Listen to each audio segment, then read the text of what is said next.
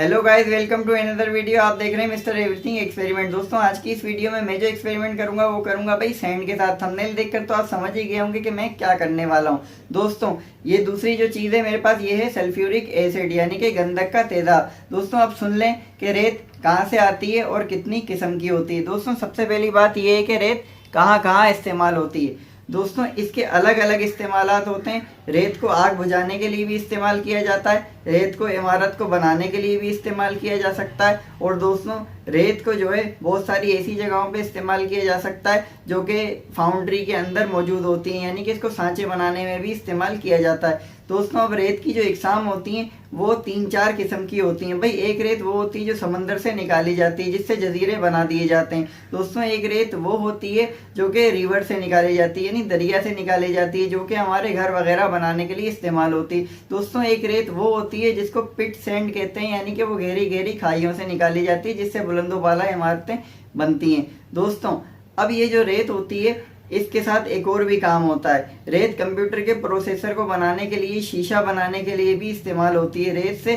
Silicon अलग करके silica बनाया जाता है और उससे कंप्यूटर चिप्स बनाई जाती हैं। और दोस्तों रेत को जो है प्योरीफाई करने के बाद शीशा भी बनाया जाता है। दोस्तों अब जो है एक से रेत वो भी होती है जो कि सहरा से निकाली जाती है। दोस्तों सहरा की रेत को कंस्ट्रक्शन में कभी इस्तेमाल नहीं करते, समंदर की रेत को भी कंस्ट्रक्शन में कभी इस्तेमाल नहीं करते। वहाँ पे दरिया की रेत इस्तेमाल होती है, या कर्ज की हुई रेत इस्तेमाल होती है, या फिर पिट सैंड इस्तेमाल होती है जो कि गहरी खाइयों से निकाली जाती है। दोस्तों रेत जो होती है अब यानी कि जो कर्ज रेत होती है उसको दोस्तों रोड बनाने के लिए इस्तेमाल किया जा सकता है। तो दोस्तों अब मैं क्या करने वाला हूँ, भाई कंप्यूटर इंडस्ट्री के अंदर रेत को इस्तेमाल करते हैं, उसको पहले प्योरीफाई करते हैं, यानी क्लीन करते हैं, क्लियर करते हैं, साफ सुथरा करते हैं। और उसको करने के लिए दोस्तों हाइड्रोक्लोरिक एसिड यानी कि नमक का तेजाब HCl इसका फॉर्मूला है, इसको इस रेत के साथ डाला जाता है और ये रिफाइन हो जाती है। दोस्तों अब मैं क्या करने वाला हूँ, मैं HCl इसमें नहीं डालूंगा, मैं डालूंगा सल्फ्यूरिक एसिड यानी कि गंधक का तेजाब H2SO4। मैं आपको बोतल दिखाता हूँ। दोस्तों ये देखिए, ये सल्फ्यूरिक एसिड हमारे यहाँ आमतौर पे ये वॉशरूम धोने के लिए इस्तेमाल होता है। इसके अलावा ये बहुत सारी इंडस्ट्रीज के अंदर भी इस्तेमाल होता है। दोस्तों अब मैं क्या करूँगा, इस रेत को यानी रिवर वाली रेत को, रिवर सैंड को इसके साथ मिला दूंगा और फिर देखेंगे कि किस तरह का रिएक्शन होता है। यकीनन जो है उसकी बायोलॉजिकल जितनी भी चीज़ें होती हैं, जितना भी कैल्शियम वगैरह होता है, वो सारी चीज़ें इस एसिड के साथ रिएक्शन करेंगी, यानी कि एक तामुल होगा, एक रिएक्शन होगा, और उसके नतीजे में जो है कार्बन डाइऑक्साइड बनेगी। दोस्तों वो उसके बबल जो बनेंगे वो भी हम देख लेंगे, और हम ये देखना चाहते हैं क्या इस एसिड से रेत रिफाइन हो सकेगी, यानी कि सल्फ्यूरिक एसिड से रेत साफ हो सकती है, क्योंकि इसमें तो नमक का तेजाब डाला जाता है, हाइड्रोक्लोरिक एसिड, तो क्या गंधक के तेजाब से भी ये साफ होती है। तो दोस्तों मैं जाता हूँ छत के ऊपर। अगर आप चैनल पे नए हैं तो प्लीज़ यार सपोर्ट करें, सब्सक्राइब करें, और अगर आप चैनल पे पुराने हैं तो भाई आपका बेहद शुक्रिया। दोस्तों अब चलते हैं, इस एक्सपेरिमेंट को हम शुरू करते हैं। Please subscribe Mr. Everything Experiments. तो गाइज मैं आ गया हूँ छत के ऊपर। भाई मैंने एक्सपेरिमेंट का सारा सेटअप लगा लिया है। ये गिलास आप यहाँ पे देख सकते हैं, इसके अलावा ये सल्फ्यूरिक एसिड है और यहाँ पर थोड़ी सी रेत है। तो दोस्तों इस रेत को इस गिलास में डालते हैं और सल्फ्यूरिक एसिड में डाल दूंगा और फिर यहाँ से हट जाऊँगा, फिर देखेंगे कि किस तरह का रिएक्शन होता है। तो गाइज सबसे पहले मैं इसमें रेत ले लेता हूँ।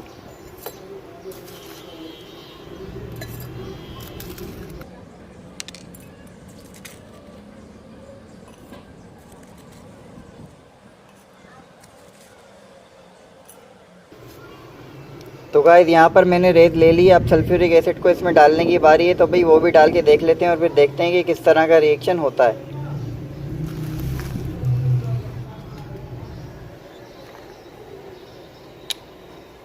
हम तो पैदाइशी साइंसदान हैं, आप ये घर पर ट्राई करने की कोशिश मत करिएगा।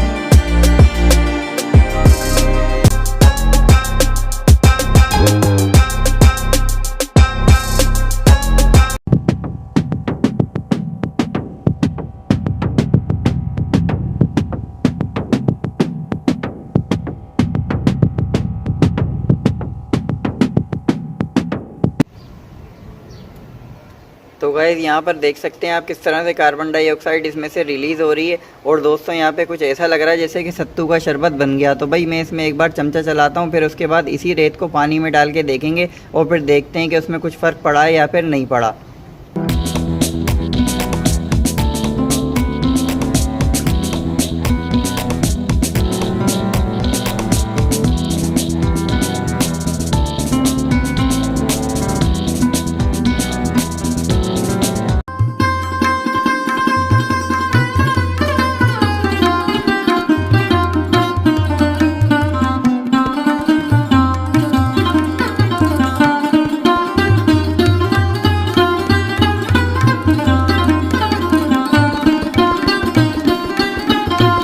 Please subscribe Mr. Everything Experiments.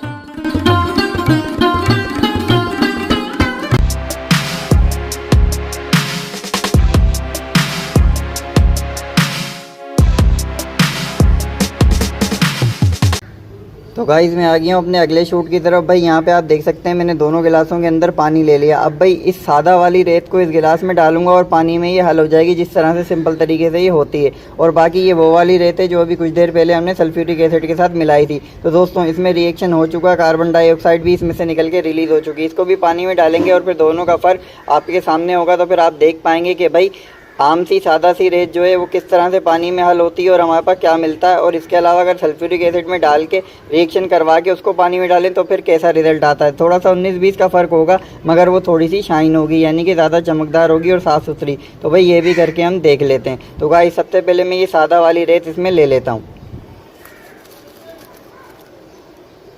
तो गाइस ये बिना छनी हुई रेत है और ये सादा सी रेत है। अब ये देखें ये आराम से पानी के अंदर बैठ गई है। तो भाई अब मैं वो वाली ले लेता हूँ जो सल्फ्यूरिक एसिड के अंदर हमने डाली थी अभी कुछ देर पहले।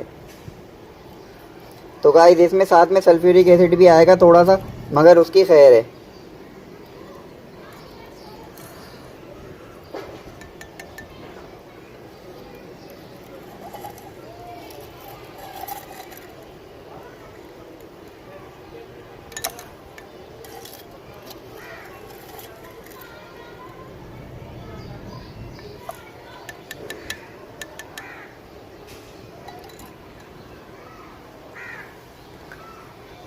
तो गाइज़ अब इसको थोड़ी देर बैठने देते हैं, यानी कि रेत के साथ जो उसकी धूल मट्टी होती है वो भी पानी के अंदर थोड़ी सी मोलक हो जाती है। अब ये दोनों रेतें आपके सामने, भाई ये वाली वो थी जो सल्फ्यूरिक एसिड के साथ थी और ये वो थी जो सादा सी। अब इनकी थोड़ी सी धूल बैठ जाए और फिर उसके बाद हम अगला शूट लेते हैं और फिर आपको दिखा देंगे भाई दोनों में क्या फ़र्क है।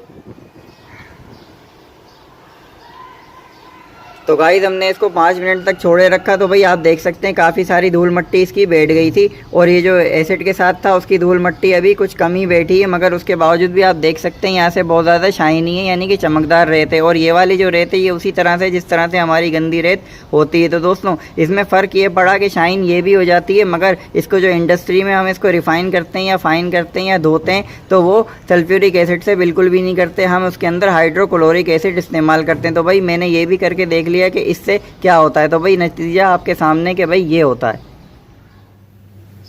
तो गाइस उम्मीद करता हूँ ये वीडियो आपको अच्छी लगी होगी और सल्फ्यूरिक एसिड का कमाल आपने देख ही लिया होगा कि ये रेत के साथ किस तरह से रिएक्शन करता है और उसके बाद रेत वाकई में प्योरीफाई होती है, यानी कि उसकी जो गंदगी है वो सारी कट जाती है या हट जाती है। दोस्तों इसके अलावा जो है आपको ये भी देखने और सीखने को मिला होगा कि भाई सल्फ्यूरिक एसिड रिएक्शन किस तरह से करता है किसी रेत के साथ। इसके अलावा दोस्तों मैं एक वीडियो और बनाऊंगा जिसमें मैं ये करूंगा कि समंदर वाली रेत को, जबकि उसको प्योरीफाई नहीं किया जा सकता, मगर दोस्तों फिर भी मैं उसको प्योरीफाई करूंगा और वो करूंगा हाइड्रोक्लोरिक एसिड के साथ। दोस्तों वो किसी और वीडियो में मैं आपको करके दिखा दूंगा। अगर आप चैनल पे नए हैं तो प्लीज यार सपोर्ट करें, सब्सक्राइब करें। अगर आप पुराने हैं तो भाई दिल से थैंक यू। मैं मिलूंगा नेक्स्ट टाइम नेक्स्ट वीडियो में, तब तक के लिए गुड बाय।